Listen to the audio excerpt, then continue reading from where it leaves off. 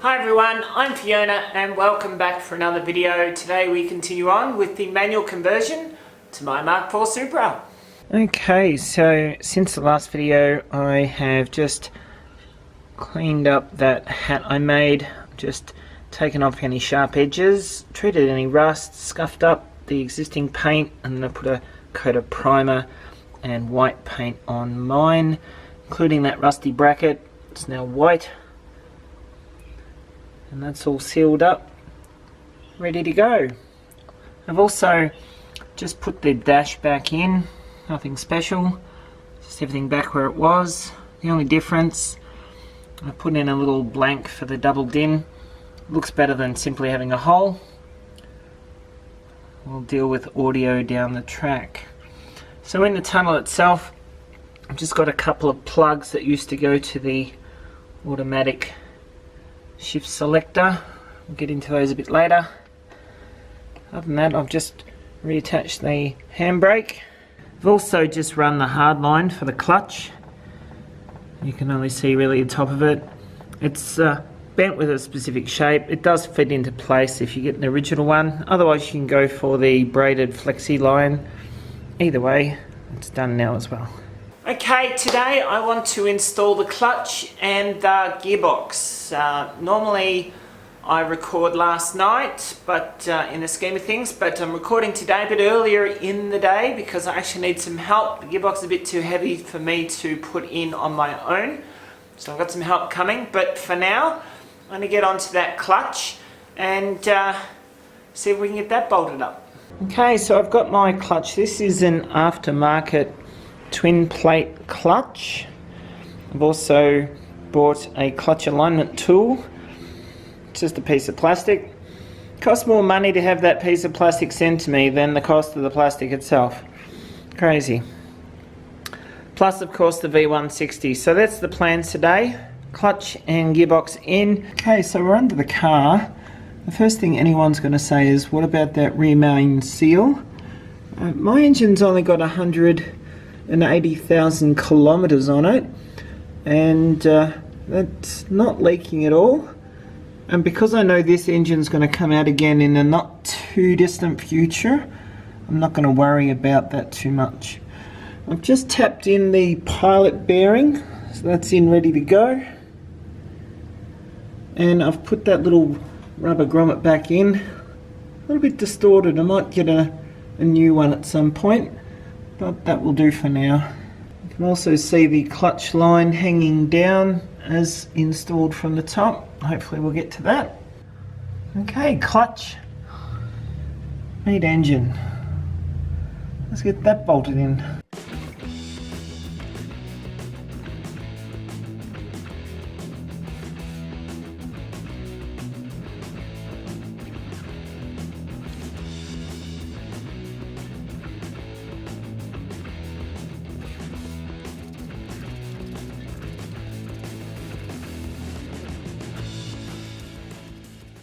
Okay, so the internet would kill me if I didn't put this on with the torque wrench. I've looked up the appropriate torque settings for my clutch, and I've set my torque wrench to that. I'm just going in a crisscross fashion. I'm going to tighten them all up.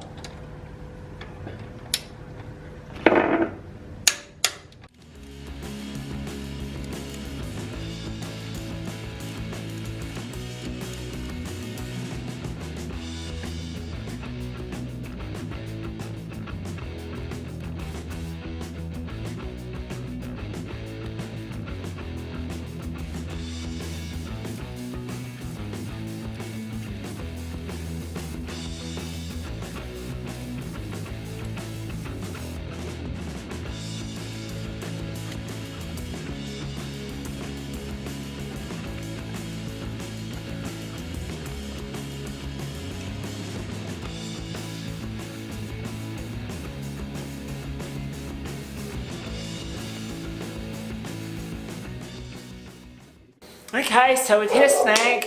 We can't get the gearbox in. The clutch pull thing is too far back for the center sprocket thing to go into, insert into the hole. and there's no clearance. So we're going to pull the clutch assembly off the flywheel and put it on the gearbox, and then lift it up in, and then use the access panels to tighten it all up. Let me show you. Okay, so you can see I've just stripped the clutch back down to a flywheel, and what we've done is we've just put all the bits on the actual gearbox itself, as you can see, and we're going to use the access hole in the side of the gearbox there to bolt it together once it's up in place. So we'll give that a go. We're going to have to fluff around with that clutch plate. You know what I mean? Oh, I shouldn't. Alright, I'm just saying, can you listen to me for a minute? I don't listen to you. Oh, that's it. I'm so damn hungry.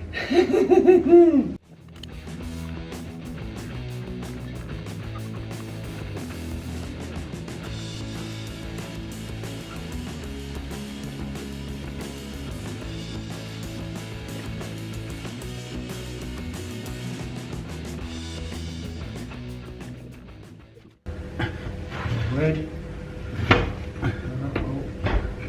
That's it. Jack a little bit. And jack towards my hip a little bit. And she's on.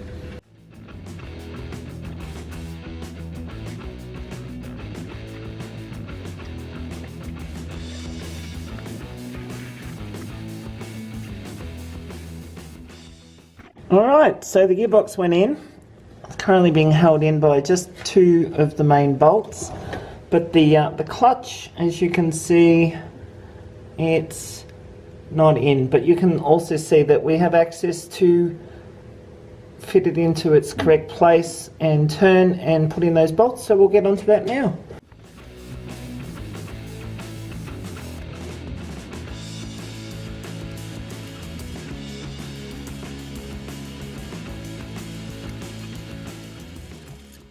Okay, so we've now buttoned up the clutch through the access panel. The little hole where the clutch slave pushes the clutch fork through was very good for accessing that. I'm then just pushed in the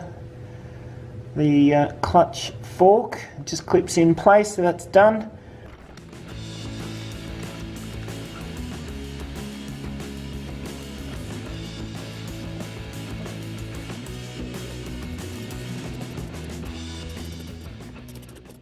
Okay, so with the crossmember in, the all-important gear shifter location is perfect, the clearance is good, and everything fits exactly how it should, considering this is for the most part OEM. You'd kind of hope so. So now we can drop it down again, put in all the bell housing bolts, the starter motor, the clutch slave, those cover plates for the access.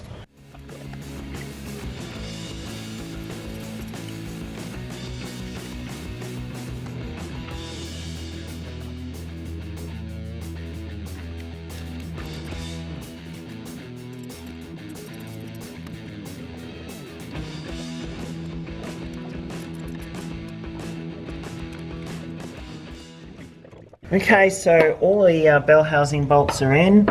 Except for the one just in front of the clutch there, because it's used as an earthing point and for the clutch line plus the starter motor. So we'll do the starter motor next.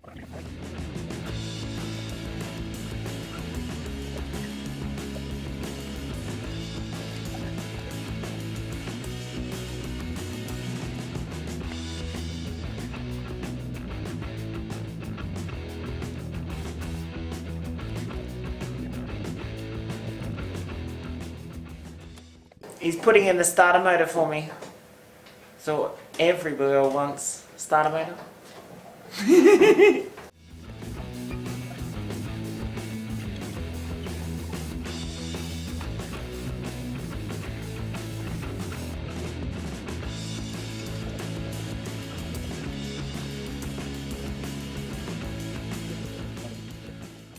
Okay, so the starter motor's in. We'll just get onto that clutch slave and we'll button up those access panels.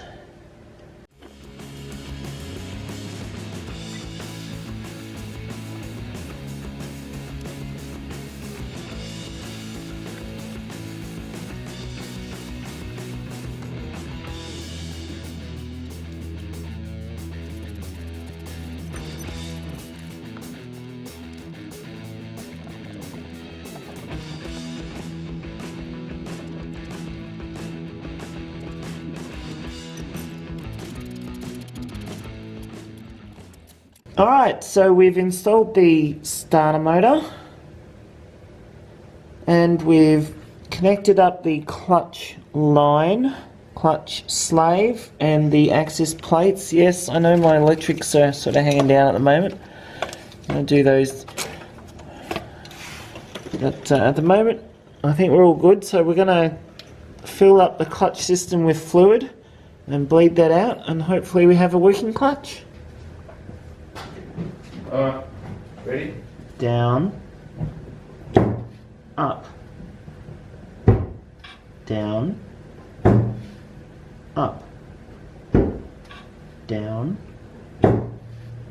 up.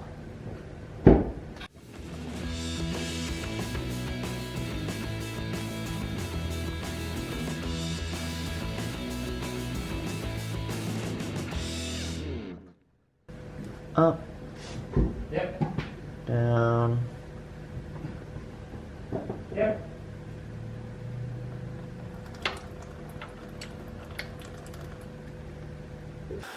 Okay, what a day. So today I wanted to get the clutch and the gearbox in, and that's what we did.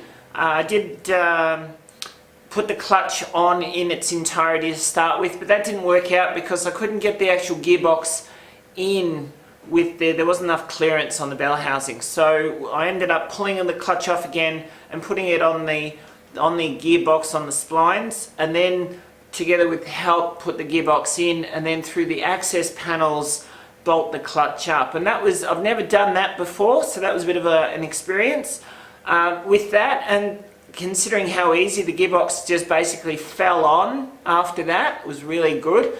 That spurred us on to put all the bell housing bolts in, the starter motor, the electrics for that, and then run the clutch slave along with the clutch lines and fill and bleed that system. So we actually got to the point where we were playing with the clutch pedal and actuating the clutch, and it feels good. Obviously we can't tell till we go for drive, but it feels good under the foot. It's got the right sort of feel under it, and it seems to engage and disengage properly. We were spinning the back of the gearbox and disengaging it and engaging it, and it was locking up like a brake, so that worked great. Really happy with that, quite excited. It's all sort of downhill from here. We've only got the electrics, and then just to actually mount the gearbox up, drive shaft exhaust back in, put in the dash and carpets, and we're done. So it's only another episode or two and we should be almost driving, I would hope. Anyway, that's it for me tonight. Thank you for the help I received today. I couldn't get the gearbox up in on my own. 2 hands is not enough. I needed 4. And of course, bleeding clutches and brakes, it's just easy with 2. So having the help today has been amazing. Anyway, that's it from me. Hope you're all having a great day, and we'll see you next time. Bye.